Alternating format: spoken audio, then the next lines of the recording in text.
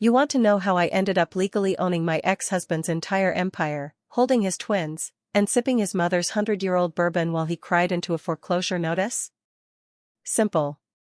I married a fool, my best friend tried to poison my womb, and my mother-in-law decided the only appropriate response was a financial murder-suicide where I walk away holding all the weapons. The papers are signed. The trap is sprung. And the best part? They still think they won. Let me tell you exactly how it feels to hand a man his own noose and watch him call it a necktie. The morning my divorce became final, I wasn't crying into a pillow. I was in my kitchen, measuring out a very specific amount of ipecac syrup into a bottle of vintage Dom Perignon. Just enough to induce projectile vomiting in about 45 minutes. Not enough to kill anyone. I'm not a monster. I'm just a woman who likes a show. Mark and Tiffany arrived at 11, exactly on time. They always were punctual when they were about to ruin someone's life. He wore the Tom Ford suit I'd bought him for our 3rd anniversary. She wore a white sundress, because she had the subtlety of a foghorn. In her arms, wrapped in matching blue blankets, were the twins. My husband's children with my best friend. The product of a betrayal so perfectly engineered it would have impressed Machiavelli. I opened the front door of my Connecticut estate before they could ring the bell. I didn't scream. I didn't cry. I smiled so wide I saw Tiffany flinch. Right on schedule, I said. Come in. I've been expecting you. Mark's jaw tightened. He was expecting tears, accusations, maybe a dramatic fainting spell. He prepared a speech. I could see it dying behind his eyes as I stepped aside and gestured toward the living room like they were honored guests.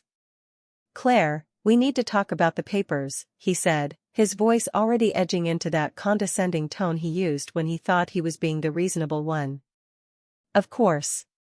But first, a toast. I walked to the marble island where 3 crystal flutes sat beside the champagne. To new beginnings. To family. To the twins. Tiffany's eyes darted to Mark. She was nervous. Good. She should be. The last time she'd stood in this room, she'd been slipping a slow-acting poison into my prenatal vitamins. She thought I didn't know. She thought the fake diagnosis, the sham surgery 5 years ago, the years of carefully administered toxins masquerading as herbal fertility supplements had gone unnoticed. She thought she'd gotten away with murder. Well, attempted murder. The first husband she'd actually killed. I was just supposed to be a slow fade. I popped the cork. The sound made Tiffany jump. I poured 3 glasses with the steady hand of a woman who had spent the last week planning the complete annihilation of everyone standing in this room. Mark took a glass automatically, still trying to regain control of the script he'd written in his head. Claire, this isn't necessary. We just need your signature. And you'll get it. After we celebrate. I raised my flute. To Mark, who finally got what he always wanted. Male heirs. 2 of them, even. Very efficient. His face flickered. He didn't like my tone. He'd expected a broken woman. What he was getting was a hostess at a dinner party where the main course was revenge. Tiffany didn't drink. She held her glass but didn't bring it to her lips. I made a mental note. She was smarter than Mark. Not smart enough, but smarter. To Tiffany, I continued, turning my gaze on her. My best friend since college. My maid of honor. The woman who held my hand through my infertility struggles and told me everything would be okay. You were right. Everything is going to be perfectly okay. Her face went pale beneath her spray tan. Claire, I know this is hard. Hard? I laughed, and it was a genuine, bright sound. Tiffany, this is the easiest thing I've ever done. Do you know why? Neither of them spoke. Because I've been carrying around a dead marriage for 3 years. You didn't steal my husband. You took out my trash. And for that, I genuinely want to thank you. Mark set his glass down hard. Enough. Sign the papers, Claire. The lawyers are waiting. He pulled the divorce agreement from his leather briefcase and slapped it on the coffee table. A thick stack of pages. Property division. Asset allocation. Custody arrangements for a future that didn't exist yet. He'd had his attorneys working overtime to ensure I walked away with nothing but the boutique hotel chain my father had left me, which Mark had never been able to touch anyway.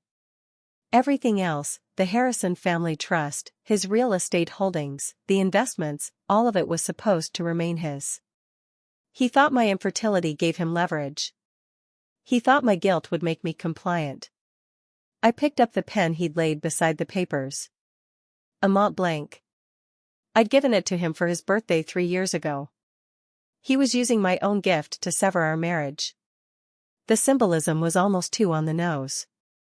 I didn't read the pages. I already knew what they said. Or rather, I knew what Mark thought they said. What Victoria and her team of legal assassins had actually done to those documents was a work of art I'd be appreciating for decades. I signed each page. My signature was a flourish. Claire Elise Harrison. Soon to be Claire Elise Harrison again, since I was keeping the name just to watch him squirm. When I finished, I slid the papers across the table and stood up. Done, I said. Now get out of my house. Mark stared at me. He'd prepared for war. He'd steeled himself for screaming, bargaining, maybe even a last-ditch attempt at seduction. He had no script for a woman who looked at him like he was a stain on the carpet she'd already scheduled to have cleaned. That's it, he said. That's it. I picked up his untouched champagne and drank it myself. Waste not. You've got what you wanted. You're free.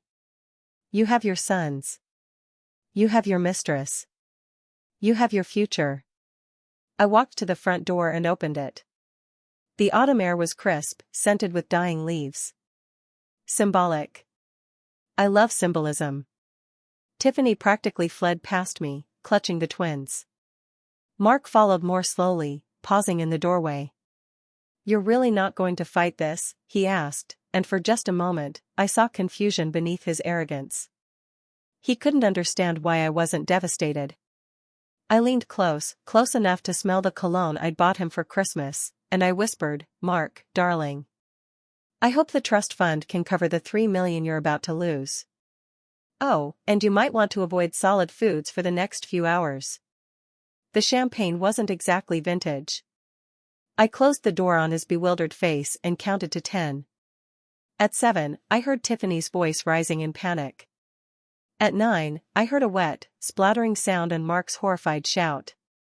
At 10, I was laughing so hard I had to brace myself against the wall. The ipecac had kicked in right on schedule. My phone rang. The special ringtone. The Empress of Destruction herself. I picked up, still wheezing. Hello, Victoria. You sound cheerful. My mother-in-law's voice was dry as gin. I take it the signing went well? Your son just threw up on your future daughter-in-law's white sundress in my driveway. I'd say it went spectacularly. Victoria's laugh was a low, smoky thing. I always said you deserved better than my idiot child. Tell me you didn't sign the papers without reading them. I signed exactly what your lawyers put in front of me. I assume I just signed my own death warrant? Oh, sweetheart. Her voice shifted, the amusement draining away and something harder sliding into its place. You just signed his. But that's not why I'm calling. I stopped laughing. Victoria Harrison didn't get serious unless something was very wrong or very, very right. And right now, I couldn't tell which direction the wind was blowing. What is it? I'm at the house. My house. I need you to come over immediately. I have something to show you.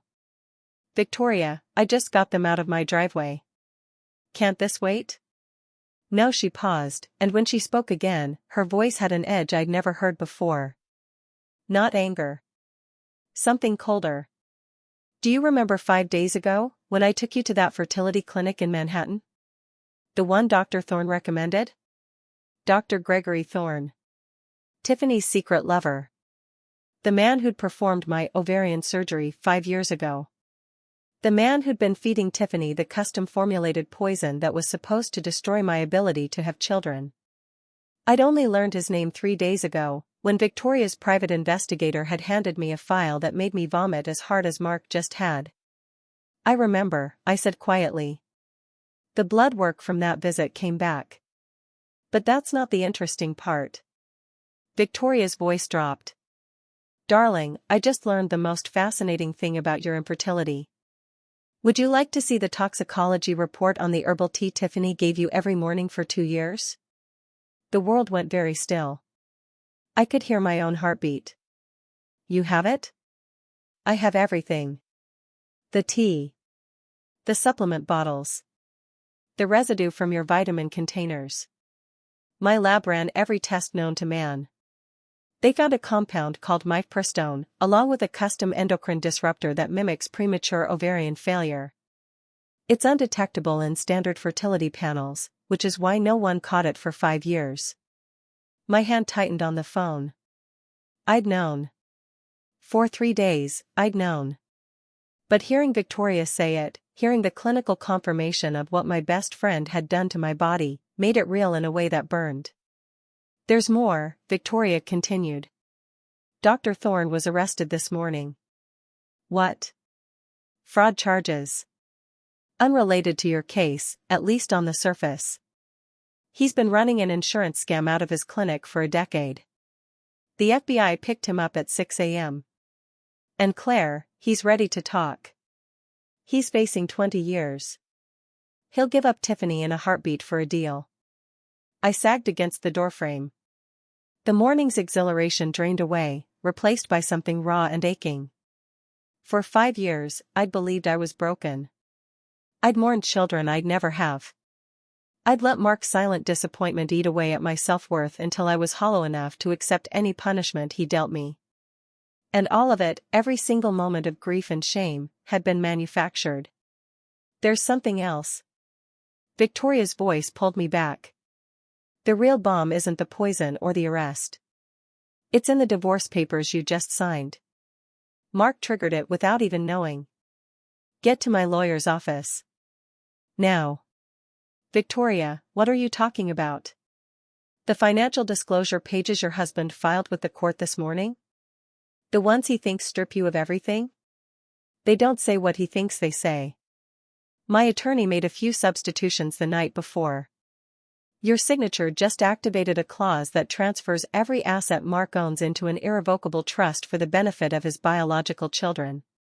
Since the twins are his only biological offspring, and you're the trustee, you now control everything. His company. His accounts. His precious Harrison inheritance. All of it.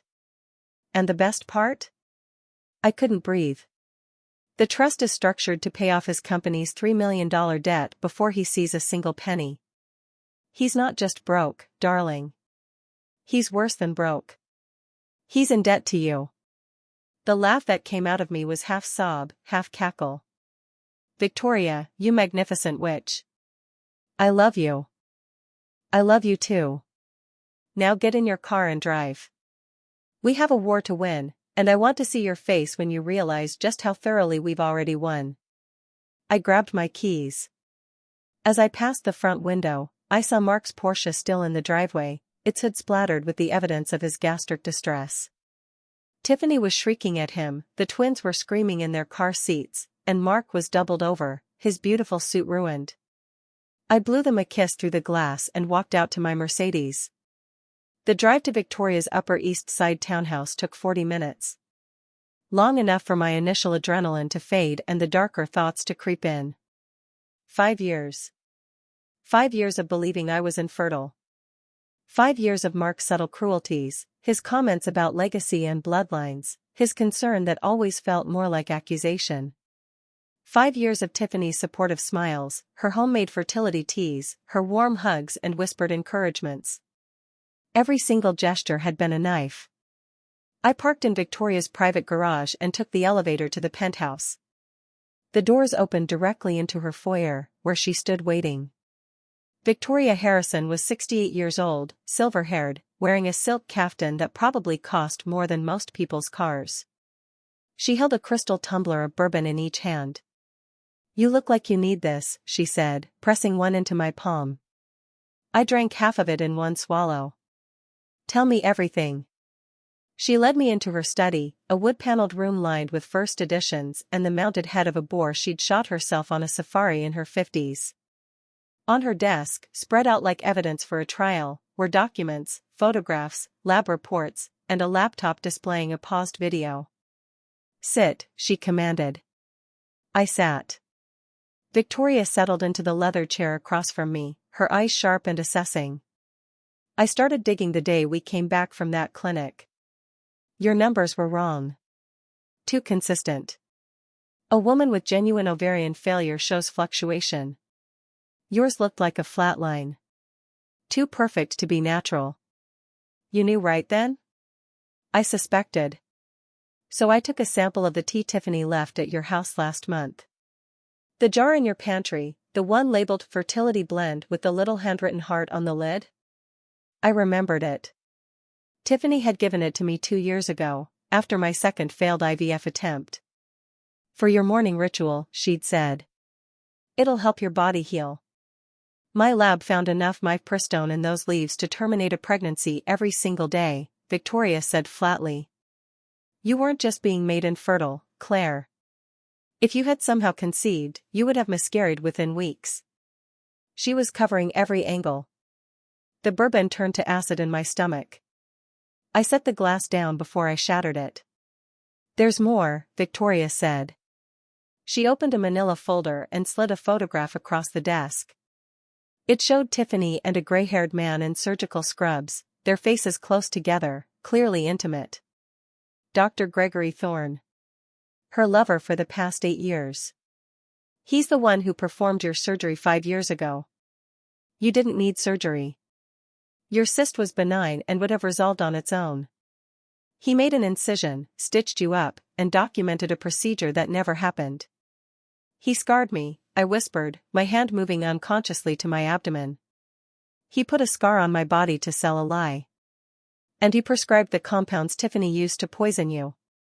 Every batch of tea, every vitamin supplement, came from his clinic's pharmacy. They've been planning this since before you married Mark." I stood up, pacing to the window. The Manhattan skyline glittered outside, indifferent to the implosion of my life. "Why? What did I ever do to her?" Victoria's voice softened, just slightly. "You had everything she wanted. The money. The name. The life. She married her first husband for security, but he wasn't wealthy enough. When she met Mark, she saw her real target.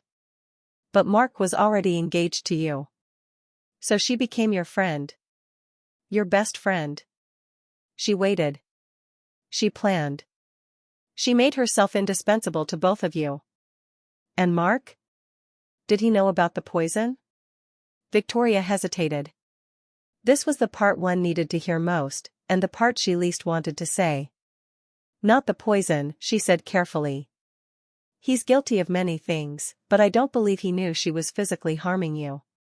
He did, however, know about the fake diagnosis. Thorne told him you were infertile 2 years ago, and Mark kept it secret. He used it to manipulate you into signing those papers. 2 years. For 2 years, Mark had known the diagnosis was fabricated.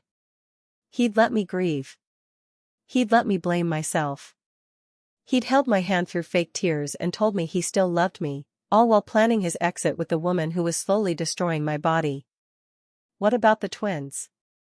I asked, my voice barely a whisper.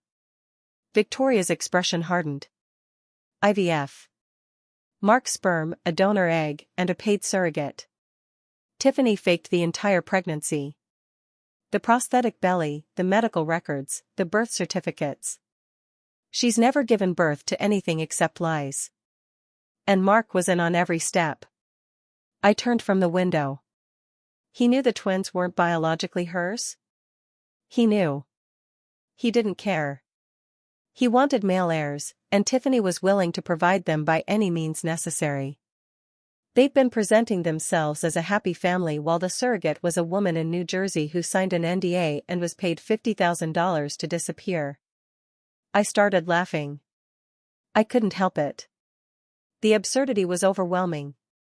My husband had left me for a woman who faked a pregnancy with donor eggs because I was supposedly infertile, and my infertility was a lie she'd created.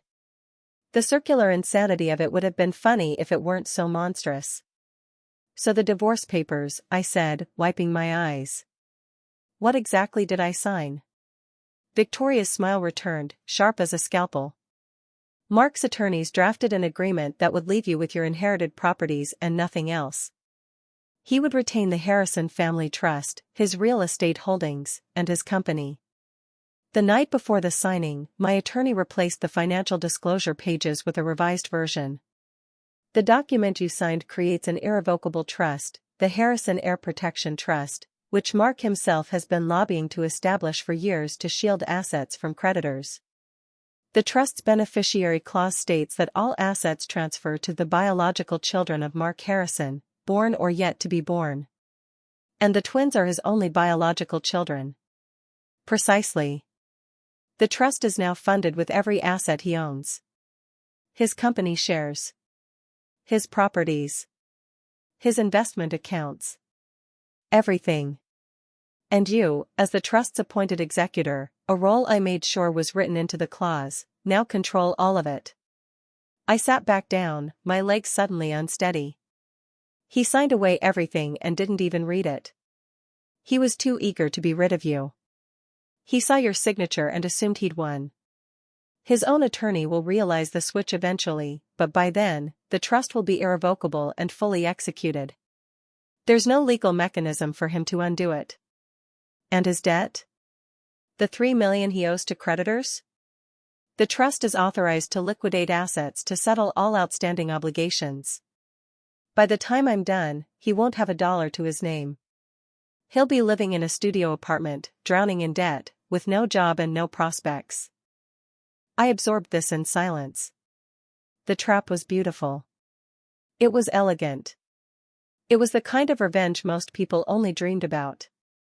And yet, sitting in Victoria's study, surrounded by the evidence of a 5-year conspiracy to destroy me, I felt something unexpected rising in my chest.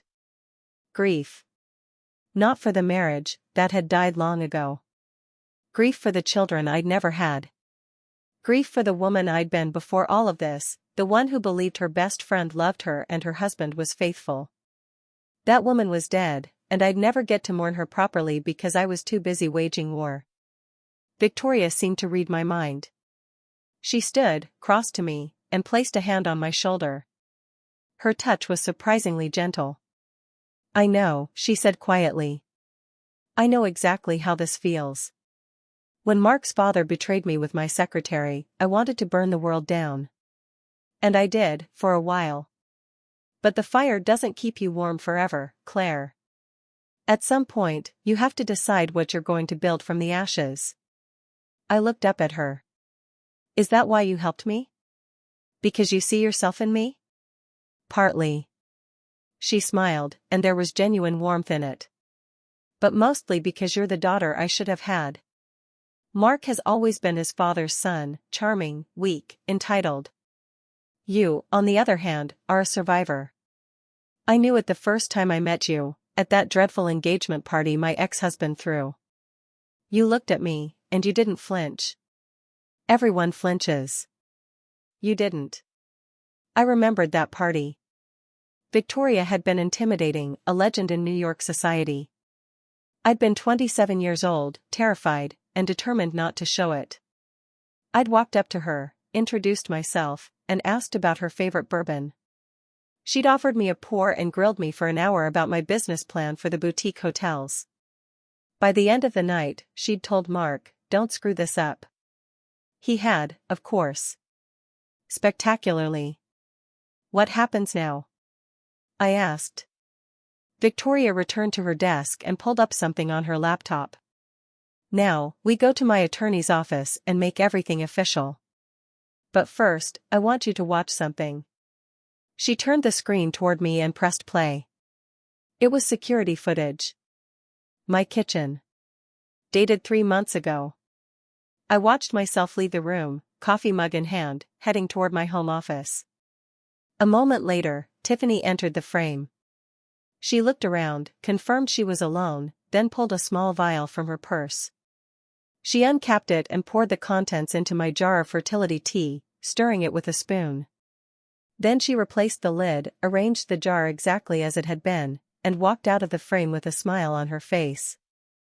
The timestamp showed she'd been in my house for less than 3 minutes.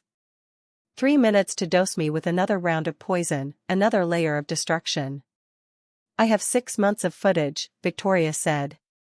Every time she visited, every time she brought you a gift, every time she hugged you and told you she was praying for a miracle. It's all documented. I closed my eyes. When I opened them, the tears I'd been holding back were gone. In their place was something cold and steady. I want to destroy her, I said quietly. Not just financially. I want her to face consequences. She will. Victoria closed the laptop. Dr. Thorne is already cooperating with the FBI. He's prepared to testify that Tiffany directed him to falsify your medical records, prescribe the poison, and harvest donor eggs from his clinic for the IVF procedure. That's conspiracy to commit murder, Claire. Attempted murder, if the DA is ambitious. She's looking at decades. And Mark?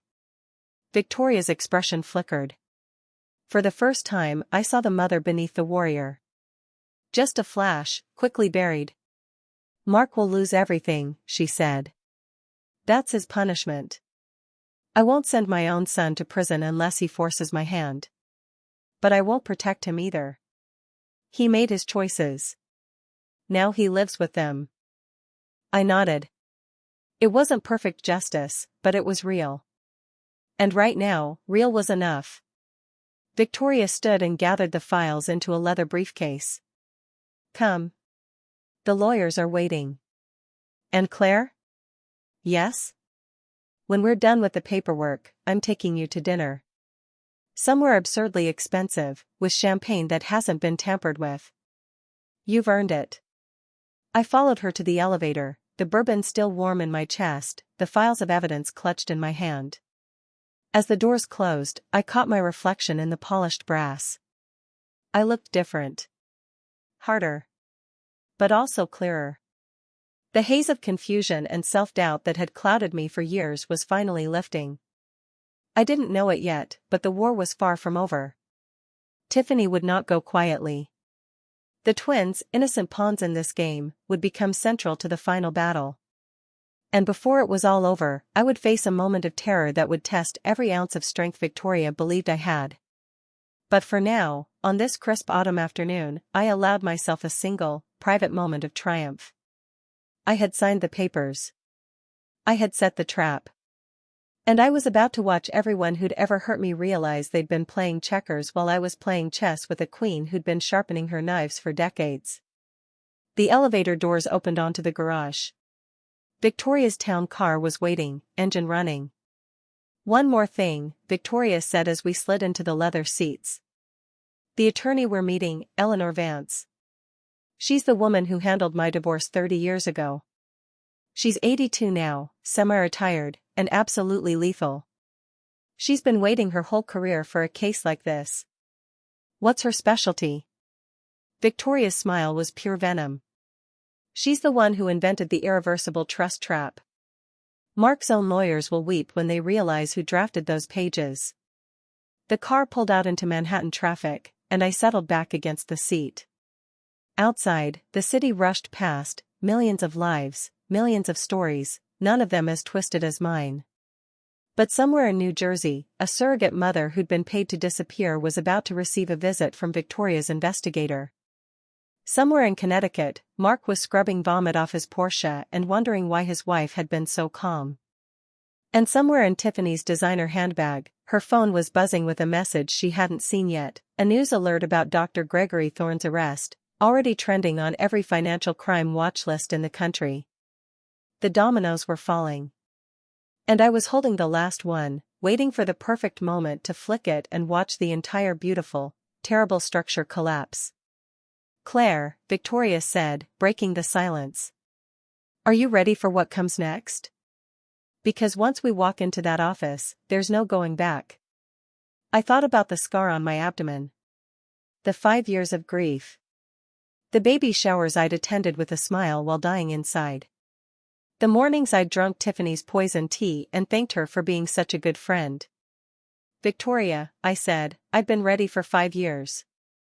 I just didn't know it. The town car turned onto Park Avenue.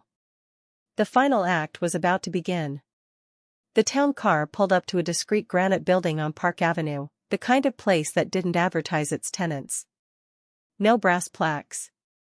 No directory. Just a doorman who recognized Victoria's vehicle and opened the door with the deference usually reserved for heads of state. Eleanor Vance's office occupied the entire 14th floor. The elevator opened directly into a reception area lined with oil paintings of severe-looking women in judicial robes. The furniture was antique, the carpet was Persian, and the woman behind the desk was approximately 200 years old and glared at us like we'd interrupted her crypt keeping. Mrs. Harrison, she said, her voice creaking like old floorboards. Mrs. Vance is expecting you. She always expects me, Victoria murmured as we passed. I'm the only client who makes her feel alive. Eleanor Vance was 82 years old, 4 feet 11 inches tall, and radiated the kind of authority that made Supreme Court justices sweat. She sat behind a desk the size of a small aircraft carrier, surrounded by stacks of legal briefs and a computer monitor that looked comically modern against the antique surroundings. Victoria. She didn't stand. You've brought the victim. Survivor, I corrected automatically. Eleanor's eyes, sharp as diamond chips, flicked to me. A tiny smile cracked her wrinkled face. Good. You'll need that instinct. Sit. We sat. Eleanor opened a file that was already positioned in front of her, the pages flagged with color-coded tabs. She removed her reading glasses and polished them with a cloth that looked older than me. Let me summarize what your mother-in-law has paid me an obscene amount of money to accomplish, she said. As of 9:47 this morning, your husband Mark Harrison filed divorce documents with the New York County Supreme Court. The financial disclosure pages, which my office prepared and substituted for his attorney's original documents, contain a clause establishing the Harrison Heir Protection Trust. This trust is irrevocable. Its sole beneficiaries are the biological children of Mark Harrison. The twins, I said. Correct. The twins, identified by name and social security number in the trust documents, are the only biological children currently in existence. The trust is fully funded with every asset Mark Harrison owned as of the moment of filing. That includes his real estate holdings, valued at approximately $4.2 million, his investment portfolio, his shares in Harrison Development Group, and his personal accounts. Total value, before debt considerations, is approximately $7.8 million. I did the math in my head. And his debt? Harrison Development Group carries $3.1 million in outstanding loans, personally guaranteed by Mark. The trust charter, which he unknowingly approved, authorizes the executor to liquidate assets to satisfy all obligations. You, Claire Harrison, are the sole executor with full discretionary power. So I can sell everything. Pay off the debt. And whatever's left stays in the trust for the twins. Precisely. And since the twins are currently 2 months old and you control the trust until they reach 21, you effectively control Mark Harrison's entire financial legacy for the next 2 decades. I sat back in my chair. The leather creaked. Somewhere in the distance, I heard traffic, the ambient hum of Manhattan, the sound of a world continuing to spin while mine had just inverted completely. When will he realize what happened? Eleanor checked her notes. His attorney will likely review the filed documents by end of business today. They'll notice the substitution immediately. They'll file an emergency motion to stay execution. They will lose, because the trust is irrevocable and was signed by both parties with full legal representation present. His attorney wasn't present when I signed. His attorney sent the documents with the explicit instruction that they were ready for signature. The court will view that as representation. It's airtight. I looked at Victoria. She was watching me with an expression I couldn't quite read. Pride, maybe. And something else. Something that looked almost like hunger. Why? I asked her. He's your son. Victoria didn't flinch. He's my son by biology, not by character. I watched him become his father, piece by piece, over the last 10 years. The entitlement. The cruelty. The assumption that women exist to serve his needs and then be discarded when inconvenient. I couldn't stop his father from becoming a monster. I can at least ensure his son faces consequences. There's more, Eleanor said, clearly uninterested in the family therapy portion of the meeting. She slid another document across the desk. This is the criminal complaint my office has prepared on your behalf. It names Tiffany Blake. Her real name is Tiffany Blake Morrison, Victoria interrupted. She never legally changed it after her first husband died. A fact I'm sure the FBI will find interesting. Eleanor's smile was paper thin. The complaint names Tiffany Blake Morrison on charges of attempted murder, conspiracy to commit murder, assault with a deadly weapon, the poison qualifies, and fraud. It also names Dr. Gregory Thorne as a co-conspirator.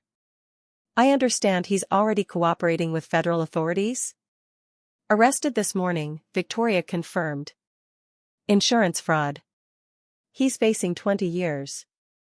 My source at the U.S. Attorney's Office says he started talking before they finished reading him his rights. Excellent. Then we file this complaint tomorrow morning, coordinated with the FBI's ongoing investigation into the death of Ms. Blake Morrison's first husband. The timing will create maximum media impact. Media? I straightened in my chair. I didn't agree to media. Eleanor fixed me with a stare that had probably made dictators confess. Mrs. Harrison. Your husband and his mistress have spent 5 years constructing a narrative in which you are the barren, inadequate wife who drove him into another woman's arms. They've told this story to friends, family, business associates, and the entire Harrison social circle. The only way to destroy a narrative is to replace it with a better one. We're not going to the media. We're going to let the media come to us.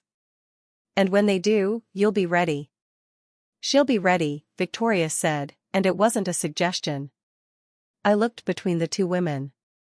One was my mother-in-law, a Texas oil heiress who'd survived an abusive marriage and built an empire from the wreckage. The other was an octogenarian legal assassin who'd probably put more people in prison than most district attorneys. I was surrounded by apex predators, and they were treating me like one of their own. What do I need to do? Eleanor pushed a thick folder toward me. Memorize everything in here. The timeline. The medical evidence. The financial trail. When you speak publicly, and you will speak publicly, you need to be flawless. One inconsistency, one moment of hesitation, and their attorneys will use it to undermine everything. I opened the folder. The first page was a timeline, meticulously organized. It started 6 years ago, when Tiffany and Dr. Thorne first began their affair. It tracked the fake surgery, the gradual poisoning, the recruitment of the surrogate, the IVF procedure, the fake pregnancy. Every lie, every crime, every betrayal, reduced to dates and bullet points. Page 2 was a list of witnesses. The surrogate mother, who'd been located in New Jersey and was willing to testify in exchange for immunity. The clinic nurses who'd been pressured by Thorne to falsify records. The pharmacist who'd filled the mifepristone prescriptions under fake patient names. Victoria's investigator had found them all. Page 3 was the financial trail.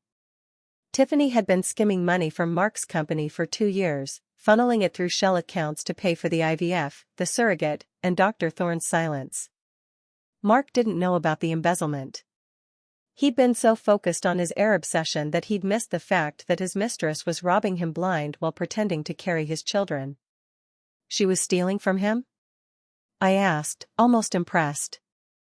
To the tune of $400,000, Eleanor confirmed.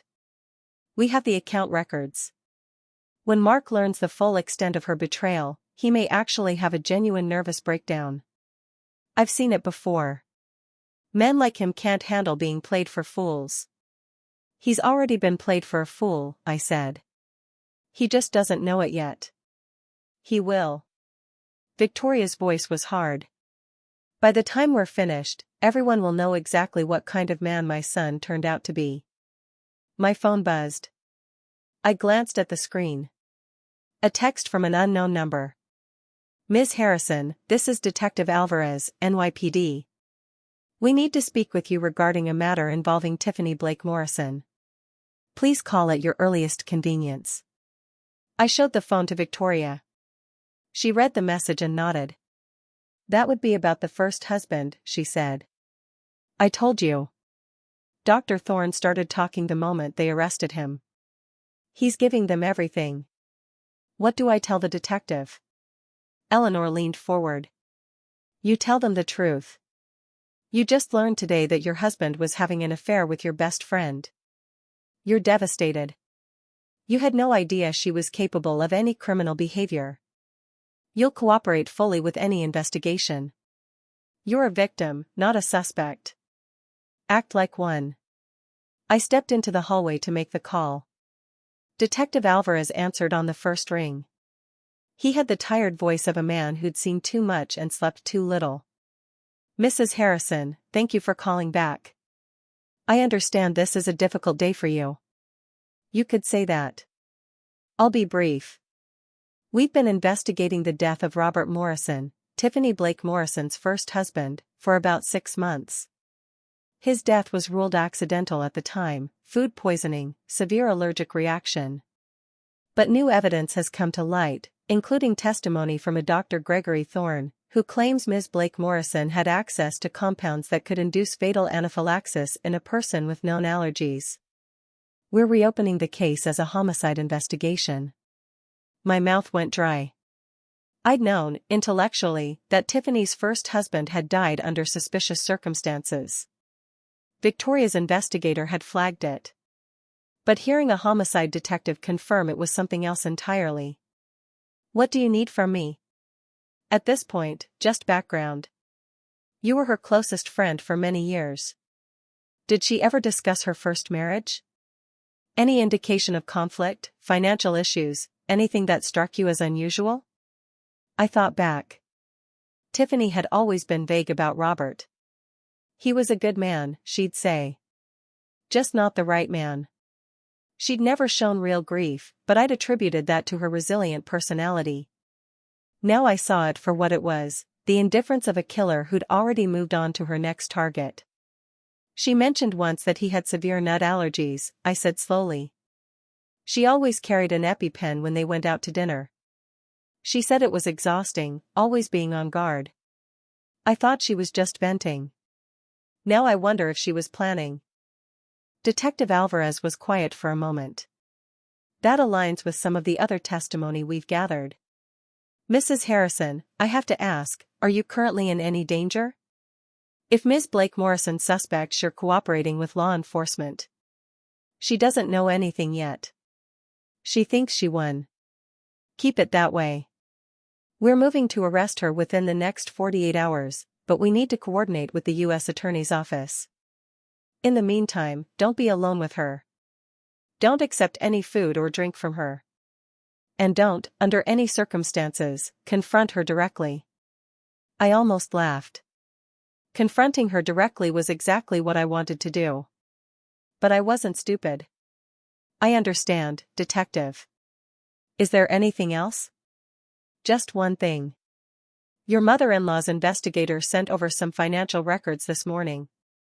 Bank accounts, shell companies, the whole mess.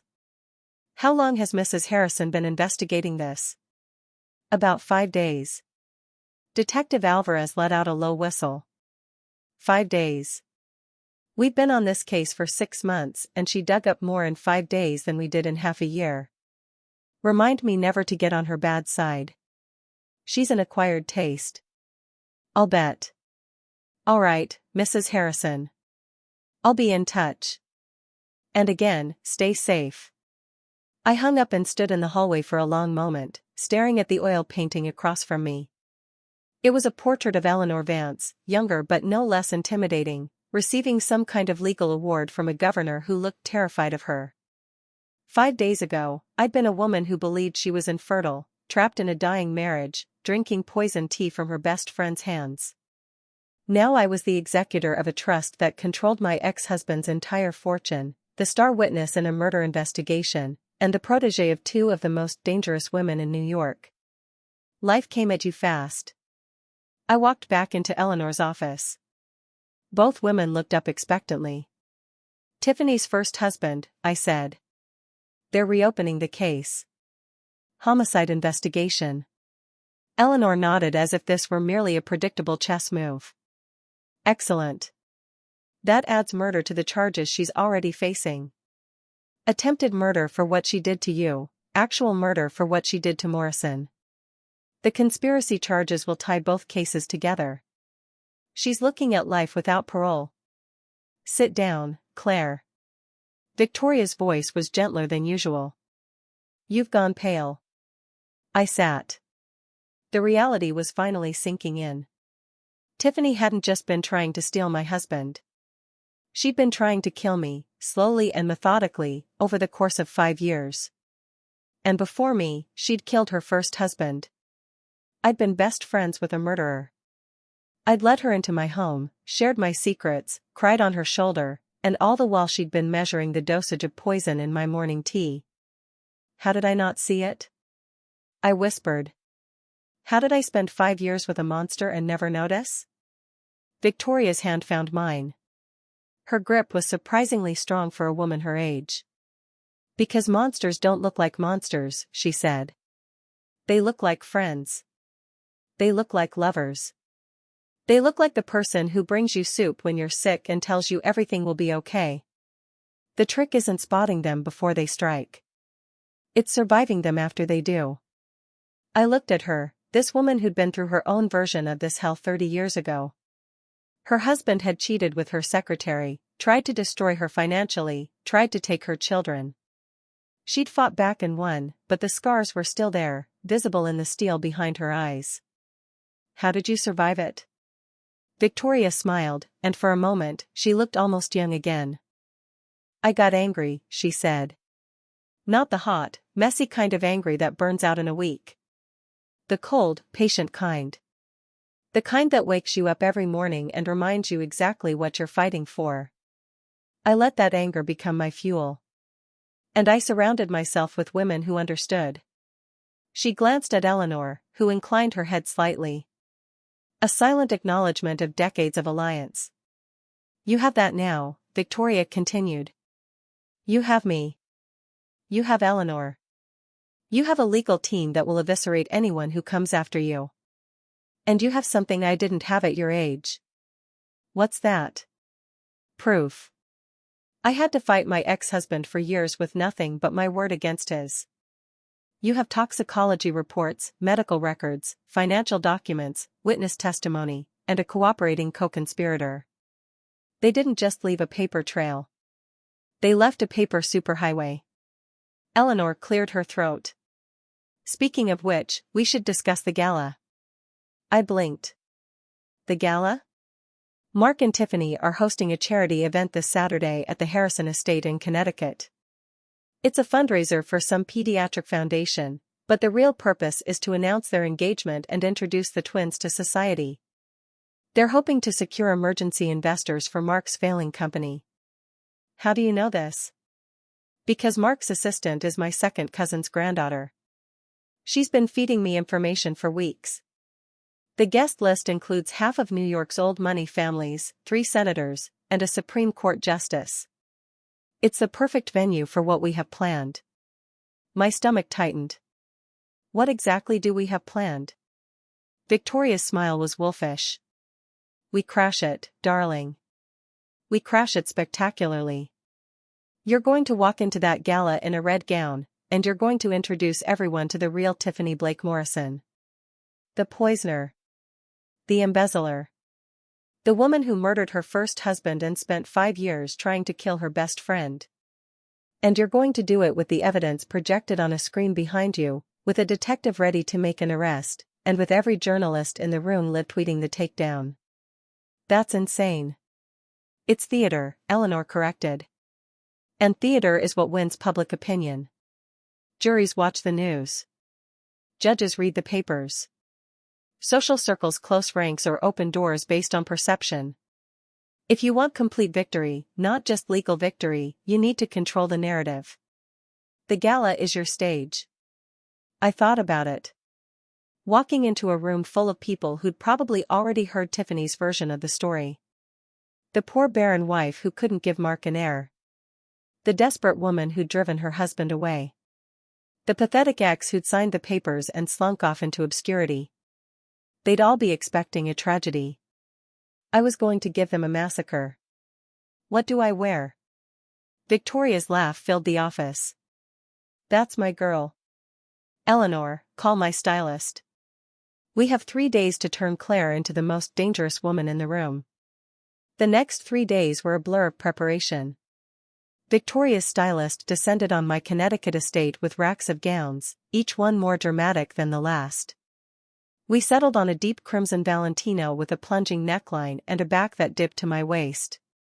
You're not attending a gala, Victoria said. You're attending a declaration of war. Dress accordingly. Eleanor's team prepared the presentation. They digitized every document, every photograph, every damning piece of evidence. They created a timeline animation that would play on the gala's projection screens, complete with voiceover narration and dramatic music cues. They even prepared a press kit for the journalists who'd be in attendance, with USB drives preloaded with the full evidence file. Detective Alvarez called with updates. The arrest warrant for Tiffany was ready, but he'd agreed to wait until the gala to execute it. We rarely get to make this kind of statement, he admitted.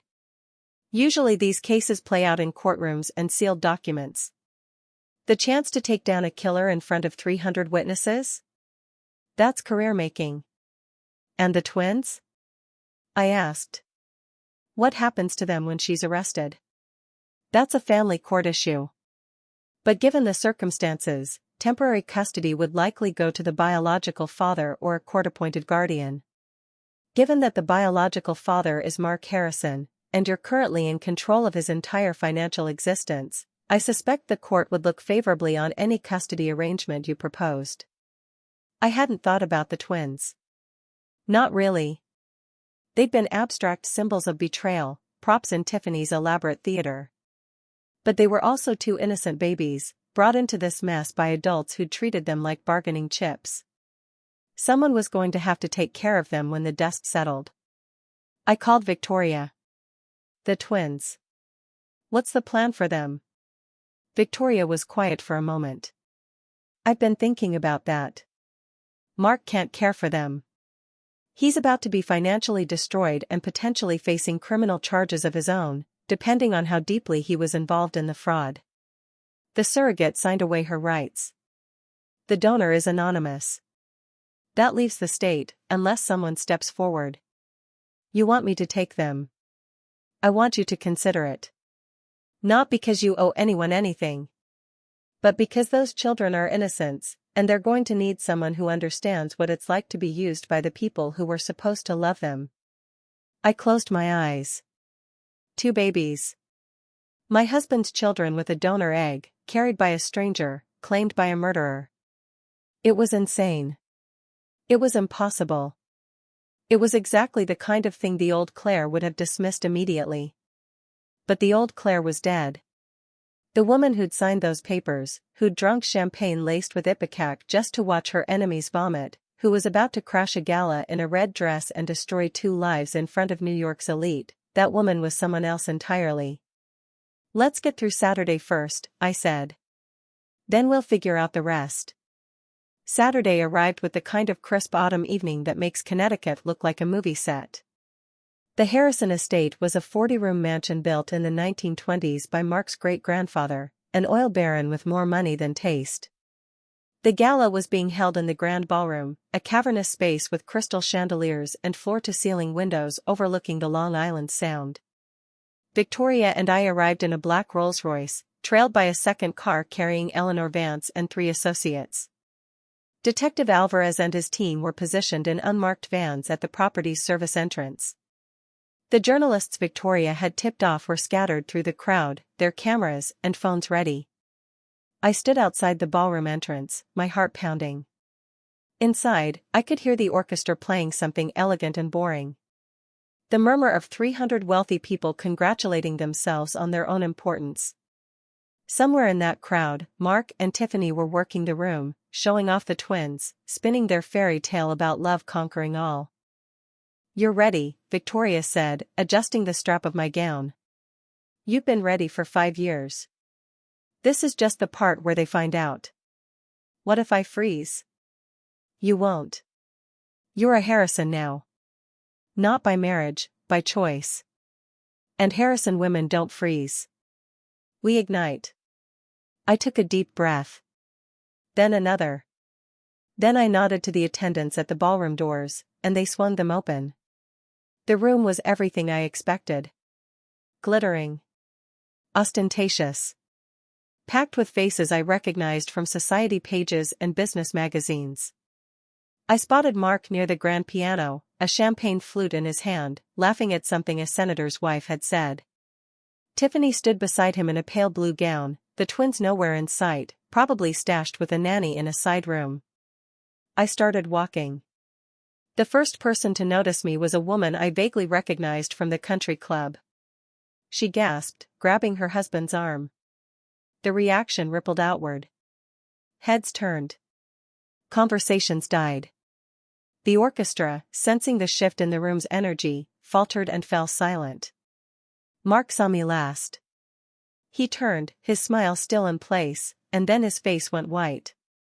"Claire? What are you doing here?" I walked past him to the small stage where the orchestra had been playing.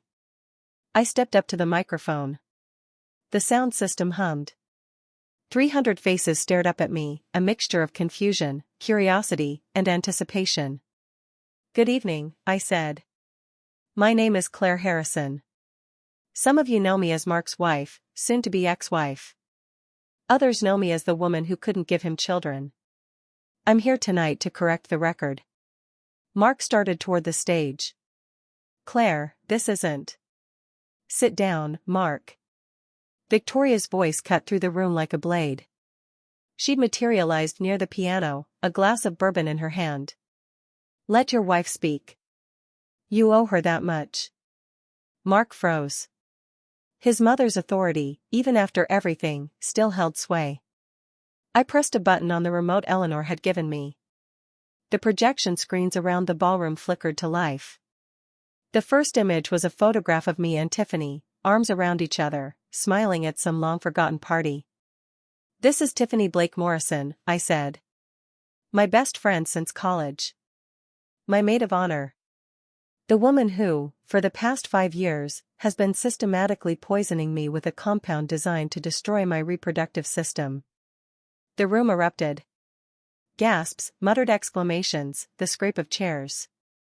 Tiffany's face went from confused to terrified in the space of a heartbeat. "That's a lie," she shouted. "She's crazy.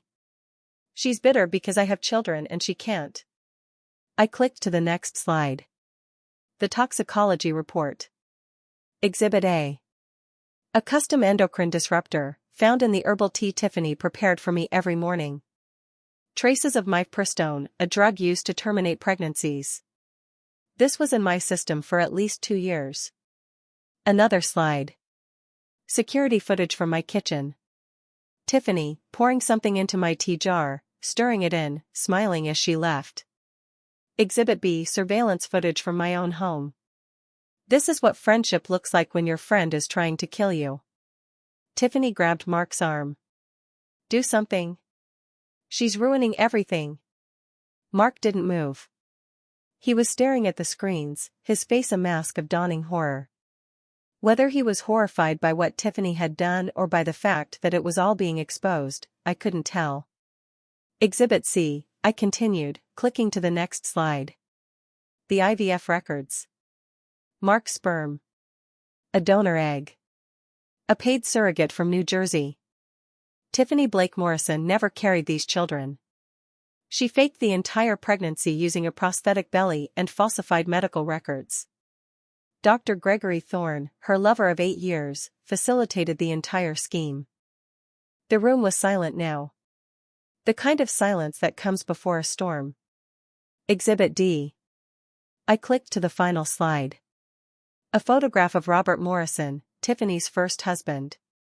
Robert Morrison died 6 years ago from what was ruled an accidental allergic reaction. The FBI has reopened the case as a homicide.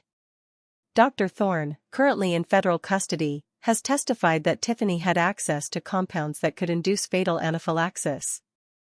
She murdered her first husband, and she spent 5 years trying to do the same to me. Tiffany screamed. It was a raw, animal sound, nothing like the polished socialite she'd pretended to be. You can't prove any of this. You're insane. You're just a bitter, barren bitch who can't stand that I have everything you wanted. I stepped down from the stage and walked toward her. The crowd parted like water. I stopped a foot away, close enough to see the sweat beading on her forehead, the way her perfectly applied makeup was starting to crack. You're right about one thing, I said quietly, but the microphone still picked it up. I wanted a family. I wanted children. I wanted a husband who loved me and a best friend I could trust. And you took all of that from me. Not because you wanted it yourself, but because you couldn't stand that I had it first. I smiled. It was the smile of a woman who'd already won. But here's what you didn't understand, Tiffany. I don't need any of that to destroy you. I just needed the truth. And the truth, thanks to your lover's big mouth and my mother-in-law's very expensive investigators, is now on display for everyone to see. The ballroom doors burst open. Detective Alvarez strode in, flanked by 4 uniformed officers. He walked directly to Tiffany, who was backing away, her eyes wild. Tiffany Blake Morrison, he said, his voice carrying across the silent room. You're under arrest for the murder of Robert Morrison, the attempted murder of Claire Harrison, conspiracy to commit murder, fraud, and embezzlement. You have the right to remain silent.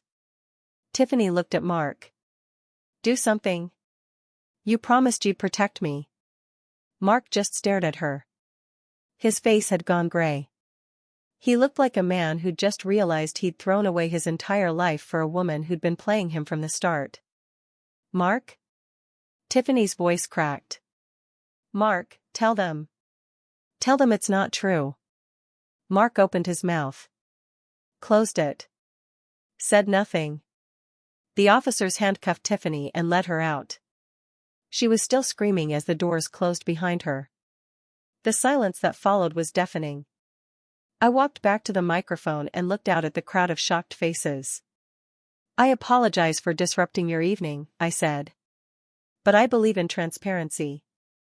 And I believe that people who try to poison their way into high society should be exposed in front of the very society they tried to infiltrate. Thank you for your attention. Please enjoy the rest of the gala. The champagne is excellent, and I can personally assure you it's not poisoned. I stepped off the stage.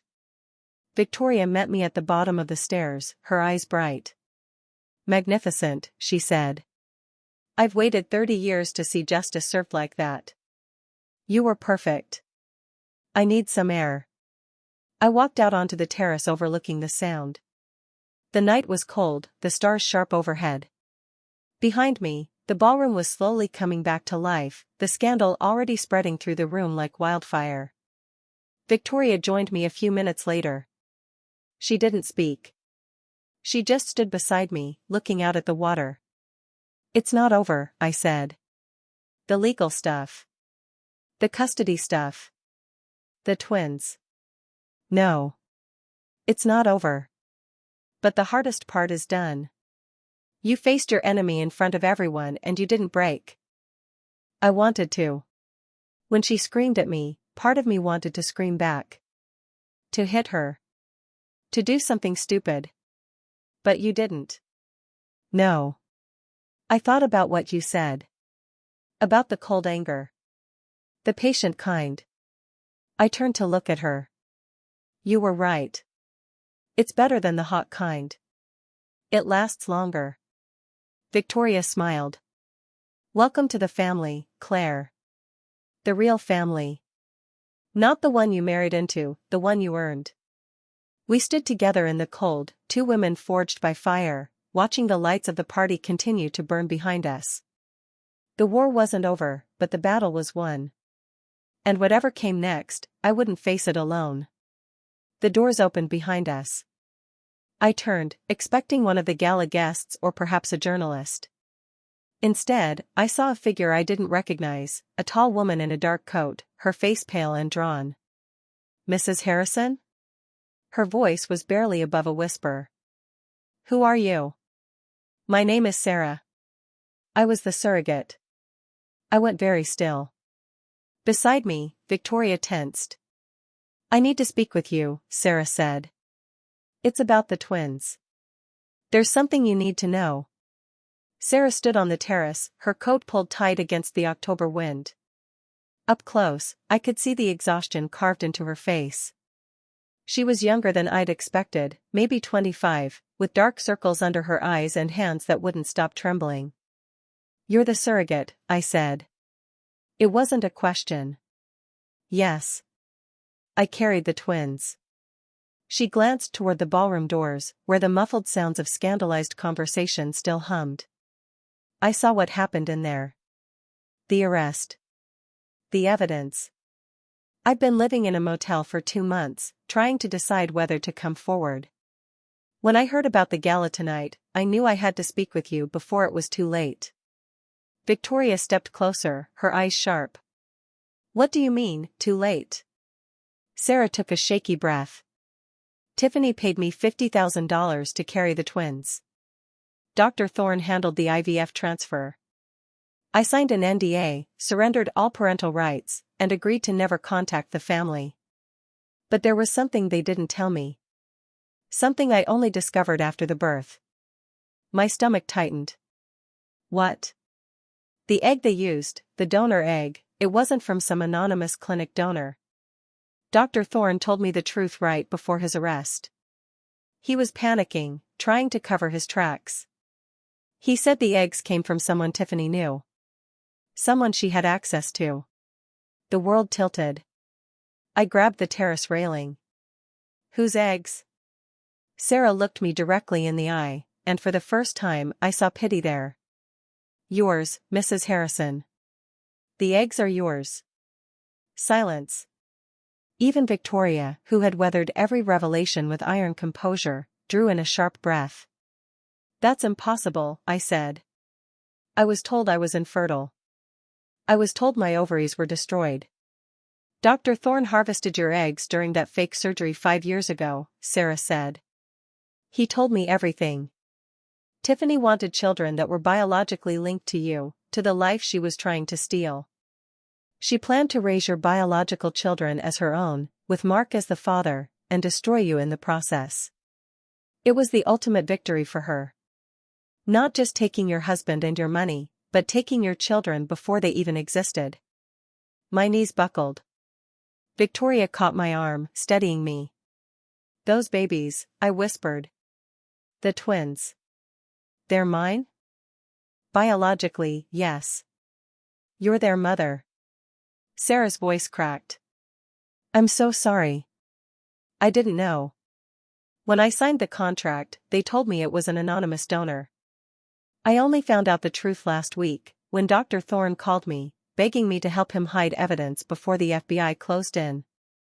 I've been trying to figure out what to do ever since.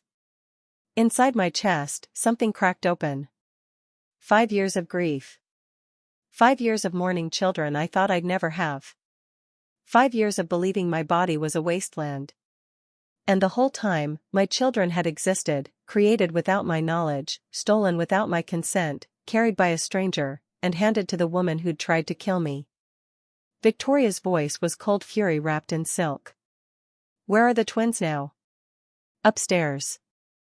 In the nursery suite. Tiffany hired a nanny to watch them during the gala. I was supposed to be invisible, just the woman who carried them, paid off and forgotten. But I couldn't stay silent. Not after what I learned. I straightened. The grief was still there, but something else was rising through it. Something fiercer.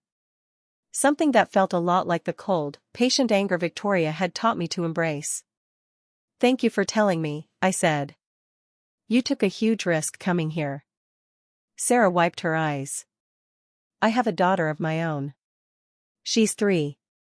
When I thought about someone doing this to me, stealing my eggs, stealing my babies, I knew I couldn't live with myself if I stayed quiet. Whatever you need from me, whatever testimony or evidence, I'll provide it." Victoria was already pulling out her phone. "I'm calling Detective Alvarez. If the twins are biologically Claire's, then Tiffany and Dr. Thorne committed reproductive kidnapping. That's a federal crime. It also changes everything about the custody situation." "Wait." I grabbed her arm. "If we tell the police, the twins become evidence. They'll be taken into protective custody. We don't know where they'll end up. Claire, we can't just..." A scream cut through the night. Not from the ballroom. From inside the house. From upstairs. The nursery. I ran. Through the terrace doors, past the stunned gala guests, into the grand foyer. Victoria was right behind me, shouting orders at someone.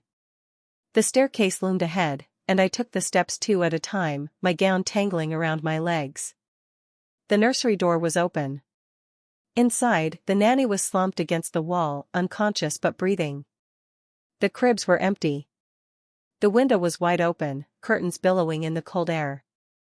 On the changing table, written in red lipstick on the mirror, "If I can't have the life, no one will.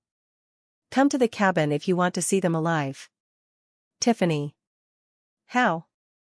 I spun to face Victoria, who had just reached the doorway. "She was arrested. She was in handcuffs." "How did she?" Detective Alvarez appeared behind Victoria, his face thunderous. "She had an accomplice. One of the catering staff. They jumped my officers in the service corridor. One of my men is injured. She got away in a delivery van. We have units searching, but she has my children." My voice didn't sound like my own. It was a stranger's voice, forged from equal parts terror and rage. "She has my biological children, and she's going to kill them. Not if we get there first." Victoria was already scrolling through her phone. "The cabin, she's talking about the Morrison family cabin in the Adirondacks. It belonged to her first husband's family.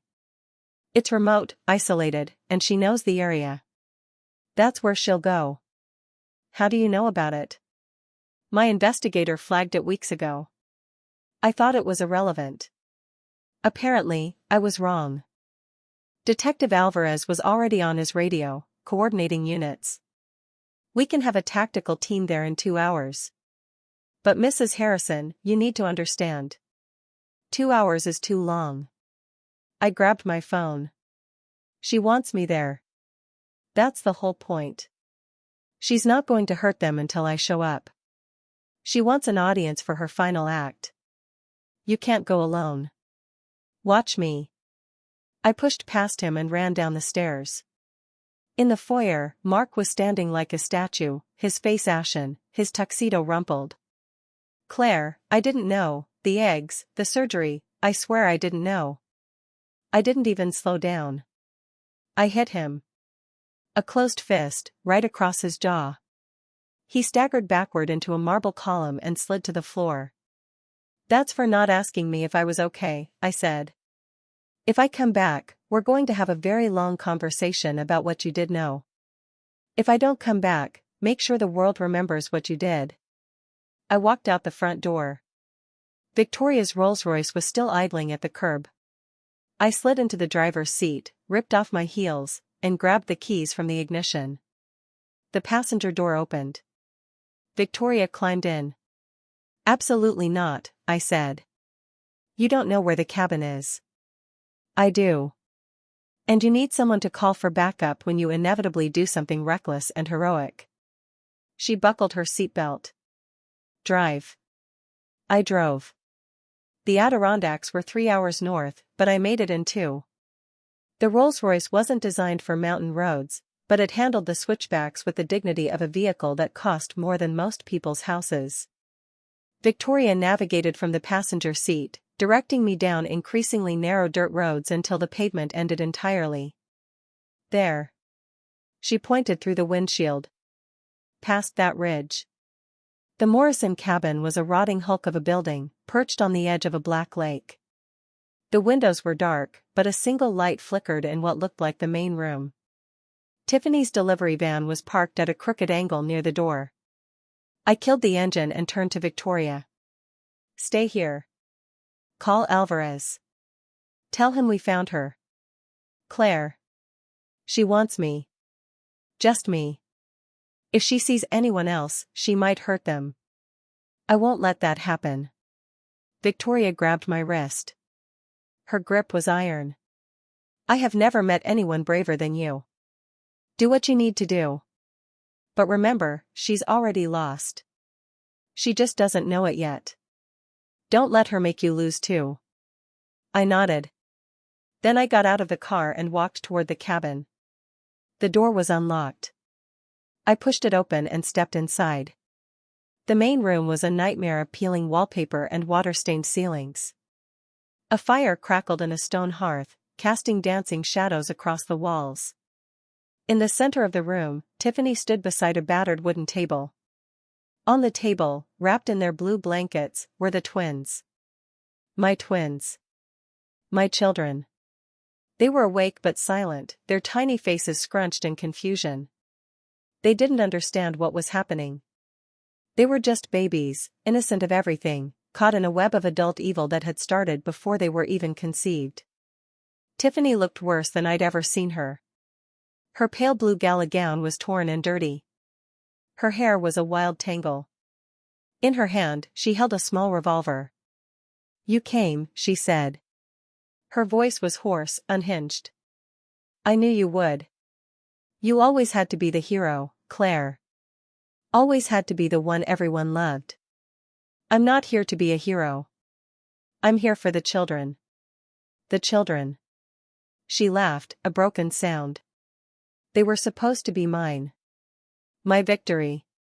My perfect revenge. Do you know what it's like to want something so badly and watch someone else have it every single day? You wanted my life. I wanted to be you. From the moment we met in college. You had everything. The money, the name, the confidence. You walked into rooms like you owned them. I walked in behind you, invisible. I hated you for it. And I loved you for it. I wanted to be close to you and destroy you at the same time. So you became my best friend. The best friend anyone could ask for. Her smile was grotesque. I held your hand through every failed fertility treatment. I comforted you when you cried. I told you God had a plan. And the whole time, I was the reason you couldn't conceive. Do you know how delicious that was? Watching you suffer and knowing I held the key? And Mark? Was he part of it? Mark was a tool. A handsome, stupid, entitled tool. He wanted sons more than he wanted air to breathe. I gave him sons. Your sons, actually. That was my favorite part. Using your eggs without your knowledge. Your children, growing inside a stranger, born to call me mother. It was poetry. The twins stirred. One of them made a small, hungry sound. My arms ached to hold them. It's over, Tiffany. The FBI knows everything. Dr. Thorne confessed. Sarah, the surrogate, came forward. You're facing life in prison for murder, attempted murder, reproductive kidnapping, and a dozen other charges. There's no escape. There's always an escape. She raised the revolver. I'm going to walk out of here, and you're going to let me. Because if you don't, I'll shoot. Maybe not you. Maybe one of them. My heart stopped. They're babies. They're innocent. They're my biological children, and you know it. They're evidence. They're leverage. And they're the only thing standing between me and a lifetime in a cell. She gestured toward the door with the gun. Move. I didn't move. Did you really think I'd come here alone? I asked. Tiffany's eyes flickered. What? I pulled out my phone. The screen was lit, showing an active call. I'd been on the line with Detective Alvarez since I walked through the door. He's heard everything. Your confession. Your threats. Your admission of everything. Tiffany's face contorted. You're bluffing. Am I? I turned the phone toward her. Detective, would you like to say hello? Detective Alvarez's voice crackled through the speaker. Ms. Blake Morrison, the cabin is surrounded. We have snipers in position. If you harm Mrs. Harrison or those children, we will use lethal force. Put down the weapon and surrender peacefully. This is your only warning. Tiffany's hand shook. The gun wavered between me and the twins. It's not fair, she whispered. It was all planned. Every detail. 5 years of planning. I was supposed to win. You lost the moment you decided my life was yours to steal. I took a step toward her. You lost the moment you decided my children were your property. You lost the moment you chose hatred over everything else. Stay back. Or what? You'll shoot me? You've been trying to kill me for 5 years, Tiffany. Poison in my tea. Lies in my medical records. And now a gun in my face. Do it. Pull the trigger. Show the world exactly who you are. The gun trembled. Tiffany's eyes filled with tears, of rage, of despair, of the crushing weight of her own destruction. I can't, she choked. I can't do it. Because you're not a killer? Because it's not enough. Her voice broke. Killing you isn't enough. I wanted to break you. I wanted you to suffer like I suffered. I wanted you to lose everything, piece by piece, until there was nothing left.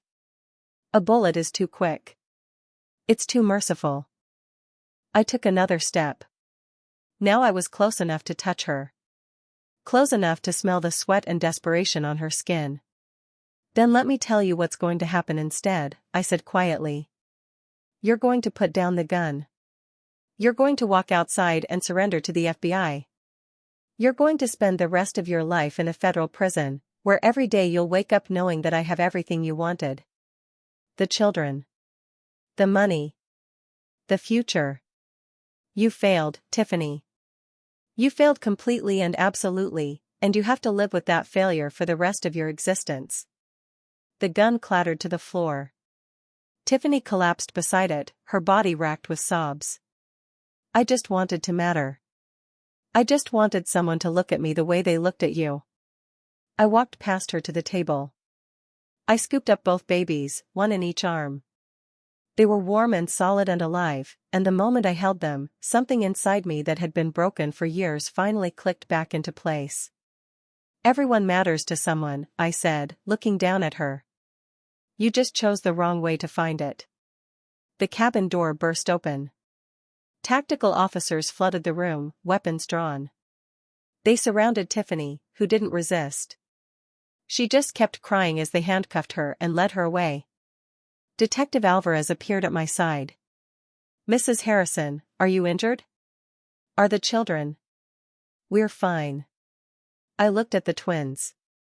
They were staring up at me with wide, curious eyes. We're going to be fine. I walked out of the cabin into the cold night air. Victoria was waiting by the Rolls-Royce, her phone still pressed to her ear. When she saw me with the babies, she dropped the phone and ran. Claire. She reached me, breathless, and stared at the twins. Are they? They're perfect. I felt tears sliding down my cheeks. They're perfect and they're mine, and she almost took them from me before I even knew they existed. Victoria pulled me into a fierce embrace, careful not to crush the babies between us. She didn't take them. You saved them. You saved your children. We saved them. You and me and Sarah and Eleanor and everyone who refused to let evil win. One of the twins, the boy, I thought, let out a tiny yawn. His sister reached up and grabbed a strand of my hair with surprising strength. Victoria laughed through her tears. They have your stubbornness. I can already tell. They have their own family now. Whatever that looks like. Whatever we make it. The sun was starting to rise over the mountains, painting the sky in shades of pink and gold. Behind us, federal agents were loading Tiffany into an armored vehicle. Ahead of us, a new life was beginning. They're going to need names, Victoria said. Legally, I mean. The paperwork is going to be a nightmare. I looked down at the two tiny faces, at the future I never thought I'd have. This one, I said, nodding toward the boy who'd yawned, is Robert. After the man she killed. Someone should remember him. Victoria nodded slowly. That's fitting. And the girl? I thought about it. About everything we'd been through. About the woman who'd made it all possible. Victoria, I said. After the strongest woman I know. And the best mother I could have asked for. Victoria Harrison, who hadn't cried when her husband betrayed her, who hadn't cried when she'd dismantled his empire piece by piece, who hadn't cried through any of the horrors of the past weeks, Victoria Harrison broke down and wept. You impossible girl, she managed. You absolute impossible girl. I leaned my head against her shoulder, my children warm in my arms, and watched the sun rise on the first day of the rest of our lives. 6 months later, the Harrison estate was unrecognizable. The grand ballroom where I'd exposed Tiffany's crimes had been converted into a children's playroom, complete with soft mats, colorful murals, and enough toys to entertain a small army. The formal gardens, once host to society galas and political fundraisers, now featured a swing set and a sandbox. Victoria insisted on hosting Sunday dinner every week. It was a chaotic, loud, joyful affair. The twins, Robert and little Victoria, known to everyone as Tori, ruled the household like benevolent dictators. They'd just started crawling, which meant the entire mansion had been baby-proofed to within an inch of its life. Eleanor Vance attended these dinners regularly. At 82, she'd officially retired 3 times and unretired each time a case interested her enough. She spent most of dinner feeding bits of bread to the twins and telling scandalous stories about New York judges. Mark was a work in progress. After the events at the cabin, he'd checked himself into an intensive therapy program. The full extent of Tiffany's manipulation had shattered his already fragile ego.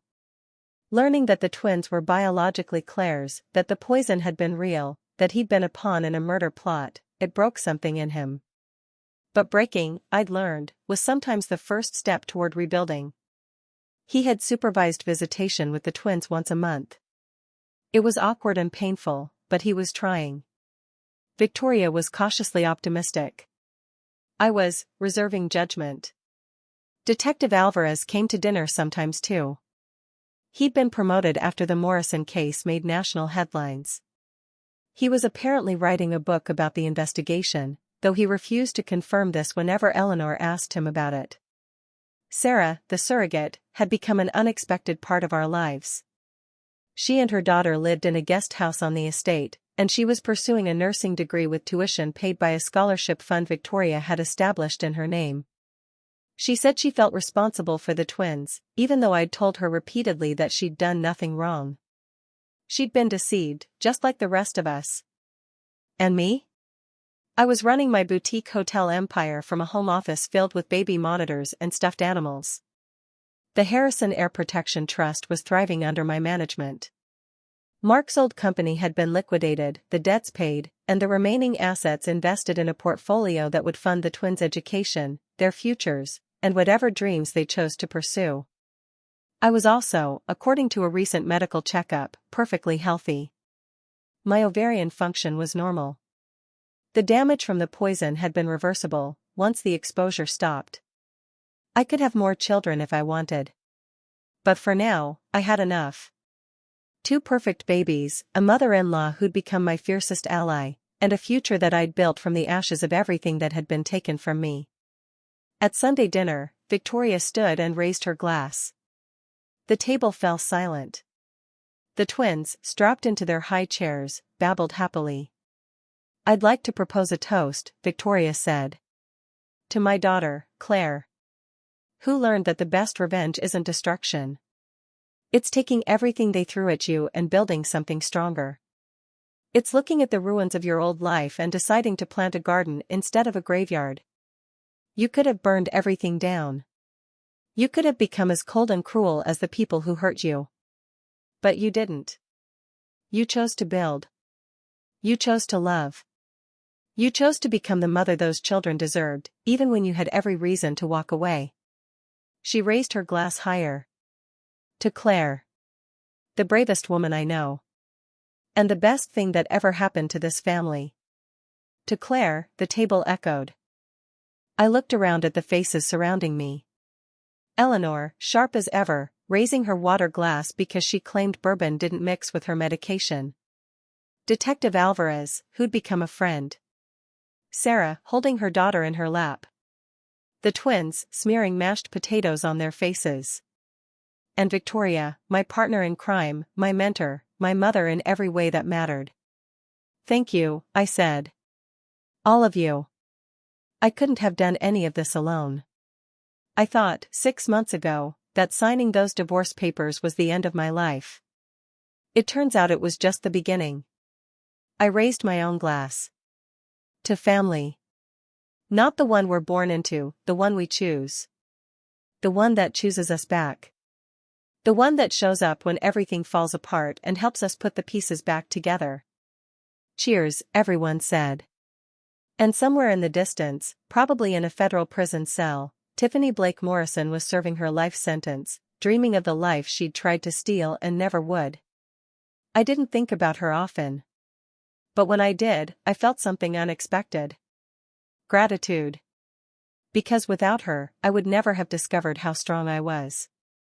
I would never have found my real family.